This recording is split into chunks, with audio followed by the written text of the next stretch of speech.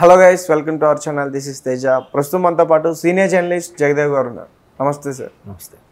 So Salaar ఇంకా ప్రభంజనం సృష్టించడానికి ఈ డిసెంబర్ 22nd మన ముందుకు వచ్చేస్తుంది.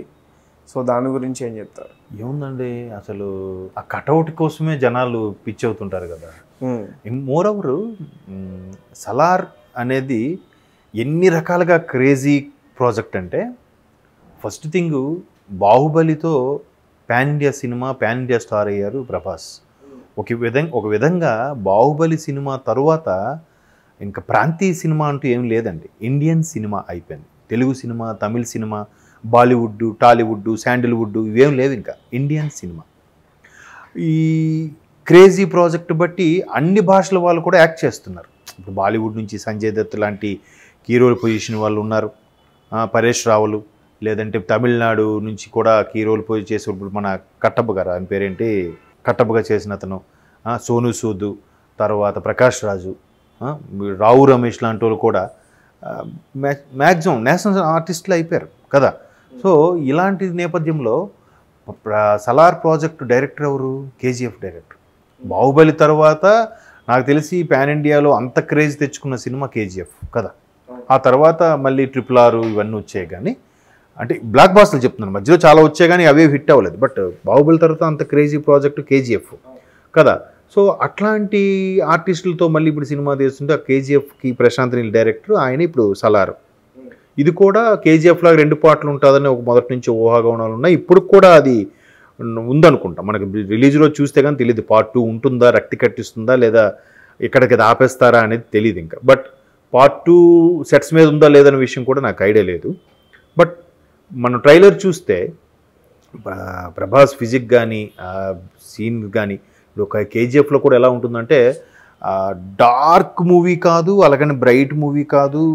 ఆ సీన్స్ కూడా కొంచెం మాసిన బట్టల్లాగా డిఫరెంట్గా లుక్ ఉంటుంది. మీరు అబ్జర్వ్ చేయండి. ఇప్పుడు మణిరత్నం గారి సినిమాలన్నీ కూడా చీకట్లు ఎక్కువ చేస్తుంటాయి. కంపల్సరీ వర్షము, చీకటి మణిరత్నం సినిమాలు గారు ఉంటాయి. లేదంటే మిగతా డైరెక్టర్లు అందరూ డే అండ్ నైట్ కలిపి తీస్తారు. అలాగే ఈయన ఒక డిఫరెంట్ స్క్రీన్ ప్లేతో బాగా చూపించారు. సో ఇప్పుడు కూడా ఈ సలార్ది కూడా ఒక ఇంతకుముందు ఎవరో చెప్పారు, సుల్తాన్ రాజుల దగ్గర ఉండే ఒక క్యారెక్టర్ని ఎలా బయటకు వచ్చాడు, లేకపోతే వాడు ఎలా మోసం చేశాడు, లేదా వాడే ఫైనల్గా విలనా అనే దాని మీద డౌట్ ఉంది. ఇంకోటి పృథ్వీరాజ్, ఆయన పేరు పృథ్వీ. ఆయన మంచి ఆర్టిస్ట్. ఇంతకుముందు కూడా చాలా సినిమాలు చేశారు. పోలీస్ అని ఒక సినిమా ఉంటుంది, తెలుగులో వచ్చింది. దాంట్లో శ్రీరామ్ హీరో, ఈయన విలన్ అనమాట. ఇద్దరు పోలీసులే, ఒక పోలీసు హీరోగా చూపిస్తారు, ఒక పోలీసు విలన్గా చూపిస్తారు. పోలీసుల్లో మంచి వాళ్ళు ఉన్నారు, ఎట్లాంటి వాళ్ళు కూడా ఉన్నారన్న ఉద్దేశంలో చూపించారు. చాలా బాగుంటుంది ఆయన యాక్టింగ్. తర్వాత నిర్భయ ఘటన మీద ఒక సినిమా చేశాడు ఆయన, జనగణమన అని ఒక సినిమా, అది తెలుగులో డబ్ అయింది. లాయర్ క్యారెక్టర్ ఇంటర్వ్యూలో కనబడ్డా ఆయన. నిజంగా ఎక్స్ట్రాడినరీ స్క్రీన్ ప్లే, ఓన్లీ డైలాగ్స్కు కోర్ట్ సీన్ హైలైట్ అండి. అంటే నిర్భయ ఘటన లాంటి ఘటన తర్వాత చాలా జరిగాయి, బట్ అవి నిజంగా నిర్భయ ఘటనలా కాదా, అమాయకులు బలవుతున్నారనే దాని మీద చాలా బాగా చూపించాడు. జనగణమన సినిమా పేరు, మీరు దాన్ని ఏమంటారు, OTT ప్లాట్ఫామ్ మీద చూడొచ్చు. సో అట్లాంటి అసలు ఎక్స్ట్రాడినరీ యాక్టర్ పృథ్వీ గారు కూడా. సో ఇక్కడ ప్రభాస్ అంటే బేసిక్గా cutout, personality and moreover behaviour. Prabhas బయట కూడా చాలా జోవియల్గా ఉంటారు అనే దీని మీద చాలా క్రేజ్ ఉంది ఆయనకి. చాలా డౌన్ టు ఎర్త్ ఉంటాడు మనిషి. ఇవన్నీ ఆల్ టుగెదర్ సలార్ మీద ఒక్కసారి హైప్ పెంచేసింది. ఇంకోటి ఏంటంటే దీని ముందు రాధేశ్యాము సరిగ్గా ఆడకపోయేసరికి ఆదిపురుష్ ఆదేశ్యాము ఆడలేదు, ఆదిపురుష్ ఆడలేదు. సాహో మళ్ళీ స్క్రీన్ ప్లే బాగుంటుంది. జనాలకు ఎందుకో AB సెంటర్లో, BC సెంటర్లో పెద్దగా ఆడలేదు, కానీ సినిమా సాహో స్క్రీన్ ప్లే కూడా చాలా బాగుంటుంది. సాహో మాదిరిగా ఆడింది.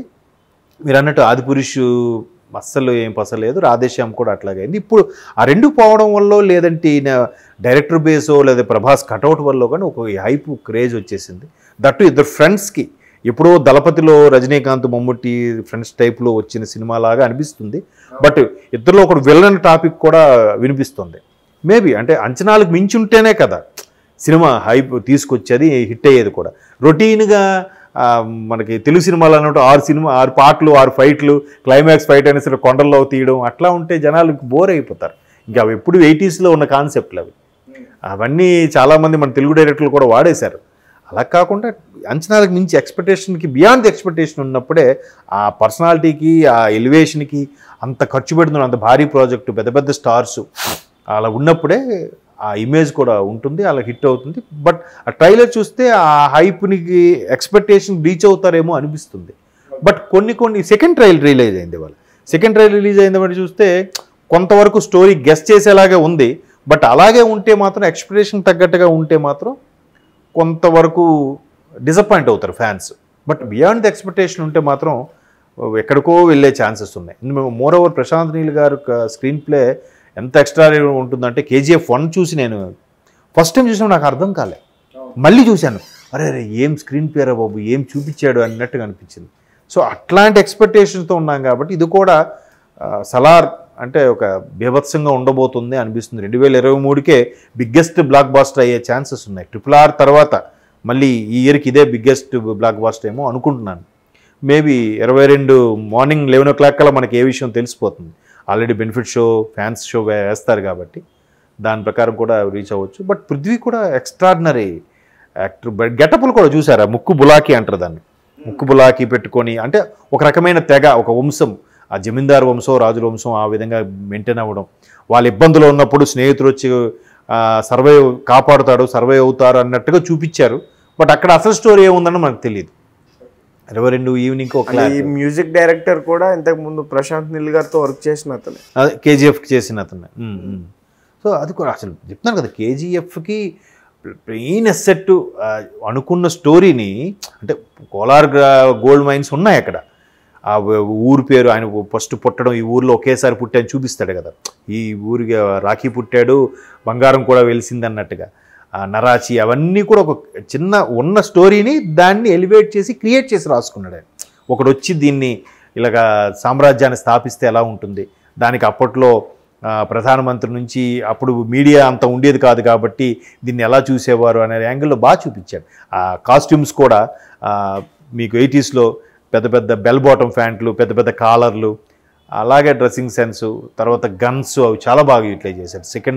సెకండ్ హాఫ్లో పెద్దమ్మా అనుకొని పెద్ద లారీలతో వరుసగా గన్స్ పేల్చడం అన్నీ ఎలివేట్ చేయడం బాగుంది.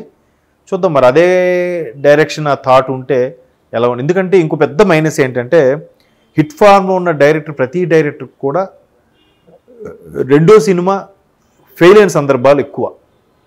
ఏ కొత్త డైరెక్టర్ అయినా, బ్లాక్ బాస్టర్ అందుకుని ఏ డైరెక్టర్ అయినా సెకండ్ ఫిల్ము అంతగా రాణించదు. కానీ ఈ director first film flop, second cinema super hit. ఏది ఇతనికి ప్రశాంత్ నీల్ కంటే ఫస్ట్ ఉగ్రం అనే సినిమా కన్నడలో తీశారు ఆయన, పాన్ ఇండియా మూవీ కాదు. అవును, దాని తర్వాత పాన్ ఇండియా మూవీ KGF. యాక్చువల్గా KGF 1 పాన్ ఇండియా మూవీ కాదు, KGF 2 pan India movie. KGF 1 మామూలుగా రిలీజ్ చేశారు. రిలీజ్ చేసిన తర్వాత ఆల్మోస్ట్ ఆల్ 10-20 days తర్వాత దానికి ఒక క్రేజ్ వచ్చేసింది. దాన్ని బేస్ చేసుకొని KGF 2 పాన్ ఇండియా మూవీ చేశారు. KGF 1 పాన్ ఇండియా కాదు. సో ఓకే, మీరు అలా అంటున్నారు కాబట్టి ఓకే హిట్ అవుతుంది అనుకుందాం. మేబీ ప్రభాస్ కూడా ఆ ఇమేజ్, పర్సనాలిటీ, హైట్ వెయిట్ ఉంటుంది కాబట్టి బాలీవుడ్ హీరో ఏంటి హాలీవుడ్ హీరోలా ఉంటాడు కాబట్టి ఆయన ఆ ప్లస్ మీ బిహేవియర్ కూడా బాగుంటుంది. కష్టపడే తత్వం, అన్ని ఫీట్స్ రియల్గా చేయడం వల్ల ఒకదాని కూడా ఈ పర్సన్ 100 మంది కొట్టాడరా అన్నా కూడా నమ్మేలాగా ఉంటుంది కదా. సో అది అసెట్. మేబీ చూద్దాం డైరెక్టర్ హిట్ చేస్తారా పట్ చేస్తారా అని. ఎందుకంటే ఫ్యాన్స్ కూడా ఒక మంచి చాలా రోజుల తర్వాత ఒక సింహానికి ఆహారం ఎలా అయితే దొరుకుతుంది, వీళ్ళు కూడా అంతే ఆకలి మీద కనువిందు చేస్తుంది. Okay sir, thank you so much. Thank you.